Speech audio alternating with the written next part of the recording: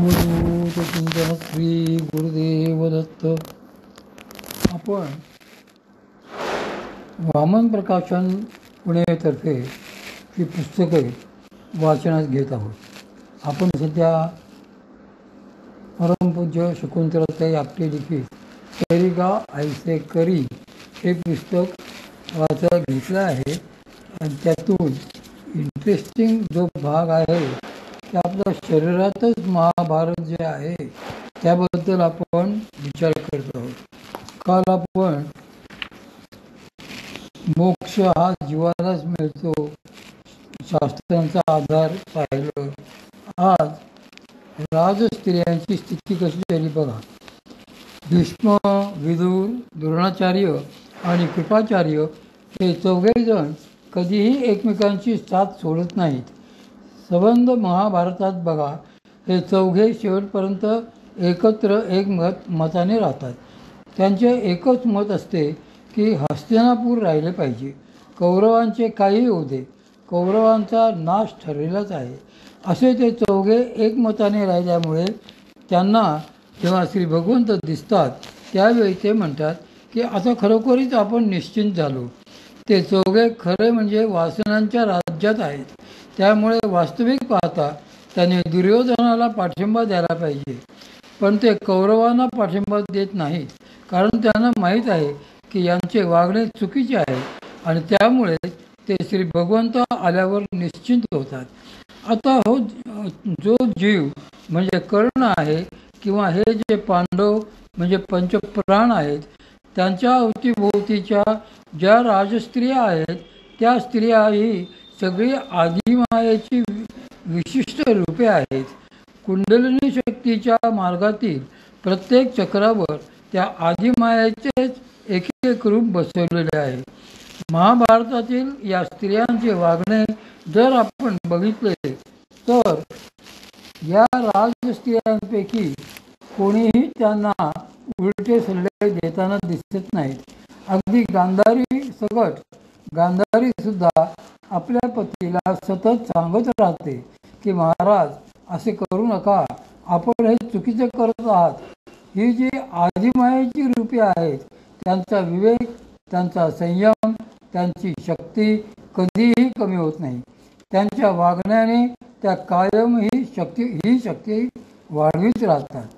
अशा या सगळ्या राजस्त्रिया आहेत आणि या सगळ्यांनी म्हणजे आदिमायेच्या प्रत्येक रूपाने कर्णाला म्हणजे त्या जीवाला किंवा महाभारताला म्हणजे आत घडत असणाऱ्या योगाला काही ना काही प्रकारे मदतच केलेली आहे. कशी तर वासनांचा नाश होण्यासाठी त्यांनी मदत केलेली आहे. आपल्या मुलाचा काही स्वार्थ साधायचा असेल तर आपण वाटेल ते खोटे नाटे सुद्धा करतो, पण ती गांधारी मात्र असे करत नाही. स्वतःच्या मुलांचा एवढा स्वार्थ असूनही ती गांधारी दुर्योधनाला सांगते की दुर्योधना, तुझ्यासाठी विजयश्रीचा आशीर्वाद माझ्याजवळ नाही. तू या युद्धात जिंकणार नाहीस, कारण तू अधर्माच्या बाजूला आहेस. हे जे तिच्यामधले धैर्य आहे ते केवळ आदिमायेमध्येच असते, कारण आदिमायेला हे माहीत असते की तिथे परब्रह्म प्रगटलेले आहे आणि जर ते परब्रह्म प्रगटलेले असेल तर बाकीचे सगळे सोडून देणे भाग आहे.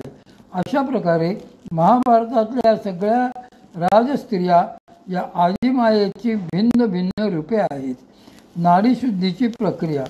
आता प्रत्यक्ष महाभारत म्हणजे काय, हे युद्ध म्हणजे काय, तर ते वासनांच्या विरुद्ध झालेले भगवती शक्तीचे युद्ध आहे. ज्यावेळी ते परब्रह्म आतमध्ये प्रगट होते त्यावेळी प्रत्येक वासनेचा नाश होतो. एक एक करत त्या सगळ्या वासना नाश पावतात. मागे एकदा मी साधनेच्या संदर्भात सांगितलेले तुम्हाला आठवत असेल की शक्तीच्या योगे प्रत्येक वासना ही शुद्ध केली जाते किंवा नाहीशी केली जाते. यालाच नाडीशुद्धी असे म्हणतात. वासना कशी शुद्ध केली जाते तर त्यासाठी त्यांनी युद्ध करून दाखवले. प्रत्यक्षात परब्रह्म प्रगटल्याबरोबर त्यांच्या अस्तित्वाचेच वासना नाहीशा होतात. असे हे महायुद्ध आहे. आता या महायुद्धात धारातीर्थी पडलेले योद्धे जर आपण बघितले तर तेही विशिष्ट क्रमानेच पडलेले आहेत असे लक्षात येईल. अहंकार हा सगळ्यात शेवटी पडला आहे आणि त्यांनी मोहाला तर हातच लावलेला नाही. त्यांनी मोहाला वनवासात जाण्यास भाग पाडले आहे. ज्यावेळी बाकीच्या वासना निघून जातात त्यावेळी मोहाला कार्यच उरत नाही आणि जेव्हा कार्यच त्यात आज उरत नाही तेव्हा मग तो मोह आपोआप शांत होतो. याचाच अर्थ त्यांनी मोहाचे शमन केलेले आहे, त्याला नाहीसा केलेला नाही. त्याचे कारण असे आहे की हा मोह शेवटपर्यंत थोडा तरी असावा लागतो. कारण शुद्ध सत्वगुण जरी शिल्लक राहत असला तरी त्याबरोबर सद्गुणरूपाबद्दल थोडासा मोह देखील असावा लागतोच की. मला हे भगवंत दिसतील का, ते कसे असतील, कुठे असतील असे जीवाला वाटावे म्हणूनच तो मोह शेवटपर्यंत स्वतःची अवस्था बदलून टिकून राहतो. अर्जुनालाच उपदेश. श्री भगवंतांनी फक्त अर्जुनालाच गीता सांगितली. कोणी म्हणेल की कर्ण जर जीव आहे तर त्या जीवालाच का नाही सांगितली. याचे उत्तर सरळच आहे की जीवाला गीता सांगायचे काही कारण नाही. जीव हा मूळचा शुद्धच आहे, त्या परब्रह्माचेच तो रूप आहे. अध्यात्म काय आहे हे त्याला काय सांगणार, पण त्याच्यावर जो अंमल गाजवित आहे तो भाग म्हणजे प्राण. त्या प्राणाला जर अध्यात्म सांगितले तर तो बाकीच्या सगळ्यांना ते समजावून सांगेल. एकदा का त्या प्राणाला पटले की तो प्राण मग त्याप्रमाणे वागायला लागतो आणि बाकीच्या सगळ्यांनाही तसे वागायला लावतो. म्हणूनच श्री भगवंतांनी संपूर्ण गीता केवळ अर्जुनाला सांगितली. श्री भगवंतांनी हे गुह्य ज्ञान अर्जुनाला सांगितले. याचे कारण अर्जुनाला पराभूत करणारा कोणीही वीर नव्हता आणि हे त्यालाही माहीत होते. कारण तो पंचप्राणांपैकी प्राण आहे. या प्राणाला जर अध्यात्माला लावले तर तो बाकीच्या सर्वांना आपोआप वळवतो. अपानाची सामर्थ्य. शरीरातला अपान खवळला की तो पार सर्वांचा नाश करायला निघतो. तो अपान म्हणजेच भीम असे म्हणतात. कारण भीम खवळला की काही बघायलाच नको, त्याला अजिबात काही विचारच नाही, तसा अपान आहे. शक्ती जागृत झाली की पहिल्यांदा तो अपानच खवळतो.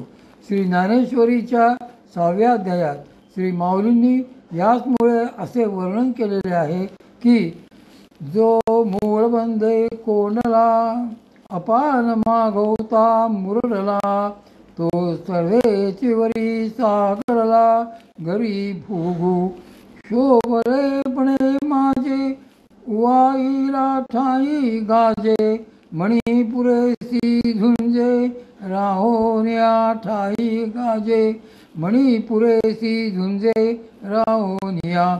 मग थांबली वाहुटळी सैंग घेऊनी घर डहुळी बाळपणीची कुहीटुळी बाहेर आली.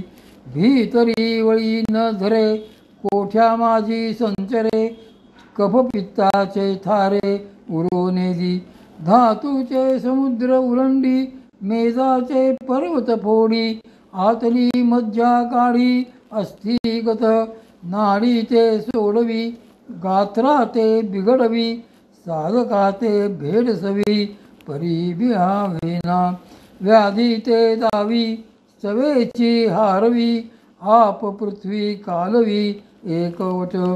समान हा धर्मराज. हे सगळे वर्णन तुम्ही वाचले असेलच, पण ह्या अपानाला जागेवर कोण आणतो तर तो प्राण आणतो. म्हणून हा जो प्राण आहे तो अत्यंत शक्तिशाली दाखवला आहे. त्या प्राणाला सगळ्यात जास्त पाठिंबा जर कोणाचा असेल तर समानाचा.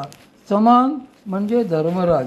कारण तो प्राण आणि अपान यांच्यामध्ये असतो. तो दोघांनाही सांभाळून घेतो, त्यांचा समतोल राखतो. म्हणूनच तो धर्मराज तो प्राणासकट सगळ्यांना सांभाळतो, स्वतःही सम राहतो. म्हणून त्या धर्मराजाचा अर्जुनाला पाठिंबा असतो. जीव हा मुळात परब्रह्माचे रूप असल्यामुळे तो अतिशुद्ध आहे. आत्मा हा अतिशुद्धच आहे, ज्ञानमयच आहे. त्याला वेगळे ज्ञान होण्याचा प्रश्नच नाही. ज्ञान होण्याचा प्रश्न आहे या बाकी सगळ्यांना. मन, चित्त, बुद्धी, अहंकार यामध्ये कोणाला त्रास देणार? यांच्यापैकी एकही जण ज्ञान घेण्याच्या अवस्थेत नाही. म्हणून श्री भगवंत बाकीच्यांना पकडतच नाहीत. ते फक्त प्राणाला पकडतात. म्हणजे शक्ती, प्राण, वासना असा जो क्रम सांगितला होता त्यामध्ये त्यांनी प्राणाला पकडले. प्राणाला अध्यात्म सांगितल्यावर बाकीच्या सगळ्या शरीराला ते समजले. चिरंजीवितेचे मर्म असे हे जे महाभारत बाहेर घडले आहे ते सगळेच आपल्या शरीराच्या आतमध्येही आहे. त्यातल्या काही गोष्टी उलगडून सांगण्याचा येथे थोडासा प्रयत्न केला आहे. असे हे महाभारत त्यात श्री भगवंतांनी नुसत्याच गोष्टी सांगितल्या आहेत असे नव्हे, तर त्यामध्ये प्रत्यक्ष अध्यात्मच समोर उभे केलेले आहे. त्याप्रमाणे काय आणि कसे वागता येते हे दाखविले आहे. हा अर्थ जर कळला तर कर्णाला काहीही त्रास झालेला वाचला तरी आपल्याला त्रास होणार नाही. पण आपल्याला कर्णाबद्दल कीव मात्र वाटत राहील आणि त्याच्याबद्दल जास्तीत जास्त आपुलकीही वाटत राहील. त्याचे कारण असे की तो आणि आपण समदुःखी आहोत. आपल्याला जशी दुःखे आहेत तशीच त्यालाही दुःखे होती आणि तोही जीवच होता. त्यामुळेच त्याच्याबद्दल आपल्याला कायम आपलेपण वाटत राहते आणि त्या जिव्हाळ्या पोटीच आपण म्हणतो की कर्णाच्या वाट्याला किती दुःख आले. असे जरी असले तरी एक लक्षात ठेवावे की शेवटी मोक्ष हा फक्त त्या कर्णालाच मिळालेला आहे. याप्रमाणे हे महाभारत महर्षी वेदव्यासांनी योग रूपाने सुद्धा सांगितलेले आहे. हे वर्णन जर नीट समजून घेतले तर महाभारतातल्या कितीतरी बारीक सारीक गोष्टी आपल्याला चांगल्या प्रकारे उमजतील. एका साधकाने काल मला एक फार सुंदर प्रश्न विचारला होता की जर महाभारत असे असेल तर त्याच्यातल्या दोनच व्यक्तींचे वागणे समजत नाही आणि फक्त त्यांनाच चिरंजीव का केले आहे तेही समजत नाही. एक म्हणजे कृपाचार्य आणि दुसरा म्हणजे अश्वत्थामा. याचे उत्तर असे की अश्वत्थामा म्हणजे काल आहे. या कालाने पंचप्राण एकत्र झाल्याबरोबर बाकीच्या सगळ्या उपप्राणांचा नाश केला. आपल्या शरीरामध्ये खरे म्हणजे 48 प्रकारचे वायू आहेत. त्यातले फक्त 10 वायू महत्त्वाचे म्हणून सांगितले जातात. दशपवनांचा खेळ खेळणी योगी असे त्यासाठीच म्हटलेले आहे. ते 5 प्राण आणि त्यांना मदत करणारे त्यांचे 5 पुत्र, 5 उपप्राण म्हणून अश्वत्थाम्याने म्हणजे कालाने त्या 5 जणांचा उपप्राणांचा बळी घेतला. अश्वत्थामा हा काल असल्यामुळे तो शेवटपर्यंत राहणारच. आता कृपाचार्य म्हणजे शास्त्र. शास्त्र हे कधीच मरत नाही. शास्त्र हे अबाधितच राहते. म्हणूनच त्यांना चिरंजीवित्व दिलेले आहे. याचा अर्थ कृपाचार्य हे शरीराने नाहीत तर शास्त्ररूपाने चिरंजीव आहेत. त्यामुळे फक्त अश्वत्थामा व कृपाचार्य हे दोघेजण सोडले तर बाकी सगळे महाभारत ब्रह्मांडी ते पिंडी या न्यायाने लक्षात येईल. असे हे सर्व लक्षात घेतल्यानंतर महाभारताचा गूढ अर्थ श्री भगवंतांच्या कृपेने आणखी वेगळ्या तऱ्हेने व्यापकतेने